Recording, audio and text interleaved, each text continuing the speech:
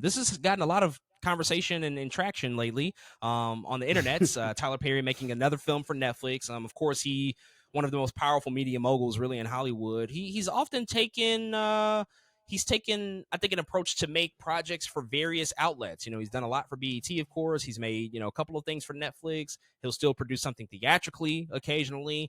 He really he likes to spread, his wealth around in terms of the projects that he does. But this is his latest directorial effort for Netflix, and of course has big star power behind it in Kelly Rowland and of course Trevante Rhodes, who has been a working actor for quite a few years now, really coming to his own with Moonlight, and then of course all these subsequent roles that he's done. But I did not check this movie out. You did, so I'll just go ahead and pass it over to you. What did you think about this new Tyler Perry film, Mea Culpa?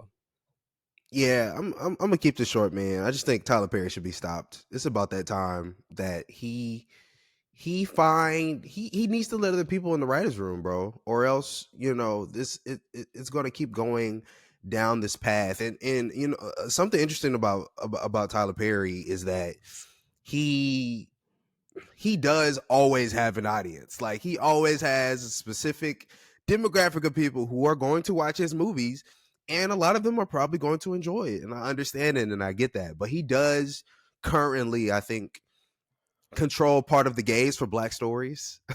And so it's starting to get, I think, a little dangerous because he continues to write by himself, and some of these stories are just off the hinges. And that's what Mea Culpa is. Again, it's this story about Kelly Rowland, who's a lawyer who takes a big undertaking of Trevante Rhodes' character, who was a painter, who is said or who's been accused of killing his girlfriend. I mean, there's all kind of, like, they're finding like bone fragments in the pictures he's made and all kind of crazy stuff. And she is and it's really about her taking on this case, and her and Trevante Rhodes really potentially having some romantic chemistry there, although she's married, not necessarily happily married. They're going through a rough patch, but she's married nonetheless. And there's a lot of in and outs there. uh the synopsis is fine, but the movie goes off the rails. It's just simply not great. The things that I can speak positively to about this film: I think it's shot very well. I think that's something Tyler Perry Studios is starting to get down very well. Is they're starting to shoot really good. Tyler Perry is he's getting that down. He's never necessarily been bad behind the camera. Like, it looks really good. And the fashion is fire. Mea Culpa, she does. It is Kelly Rowland, right? I mean, one of the most beautiful women alive, but she has all of these kind of she almost feels like Kerry Washington in Scandal.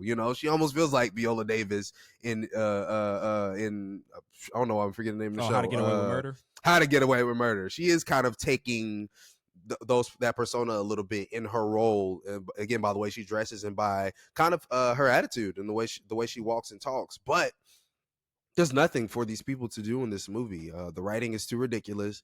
And Tyler Perry does this thing a lot where it's just like, oh, the first 20 minutes, okay, we're doing something. And then something ridiculous happens that makes no sense. A lot of things are incoherent. There's plot holes. There's just too much to enjoy what again the synopsis should have been, or the way the story should have played out. Again, this is a story about a lawyer, and there's not a courtroom in the whole movie. There's no courtroom. You don't see a courtroom one time. It's so crazy to me. So yeah, man, I just wanted to really, usually, to be honest, a movie like this, I wouldn't even say we review it, but I wanted to talk about Tyler Perry. Just has to get some people in these writers' rooms. He keeps writing by himself. And I don't think just because he has an audience that keeps coming back that he's above evolution. And I think that's the thing I wanted to talk about. Like, you can't be above evolution. You got to get some people to write with you, for you. And we're seeing it across all of his projects, across Sisters on BET, across, a lot of and he's been doing this for a long time.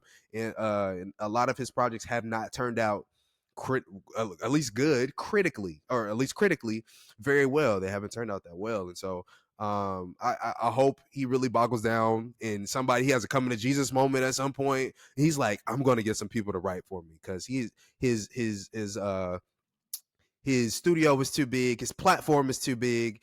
And yeah, I think if you control this big platform of Black stories, we should start at least attempting to make these stories good and not not just doing them by herself. So yeah, man, I just wanted to get that off my chest.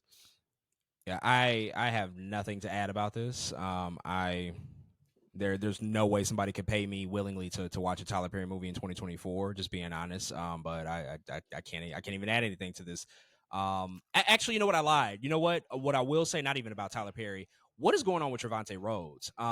Like this guy's career is not where I think it should be. Like he does Mm-hmm. Moonlight is definitely a standout, and the projects that he's taken since then, they don't Haven't match. been great. They don't match the quality or the esteem of what that project brought to him. I mean, he had a lot of star power and a lot of wattage around him after that performance in Moonlight, but since then, diminishing returns. So I'm just kind of curious, like what's going on with him. I don't know if he needs a different agent or what's happening, but he feels like he's losing a lot of his potential and a lot of I think Mm-hmm. the window of what he had there to be a really prominent movie star, a working actor, and maybe some more prestigious things and working with some really interesting filmmakers. And it just doesn't feel like that moment is really all that much there anymore.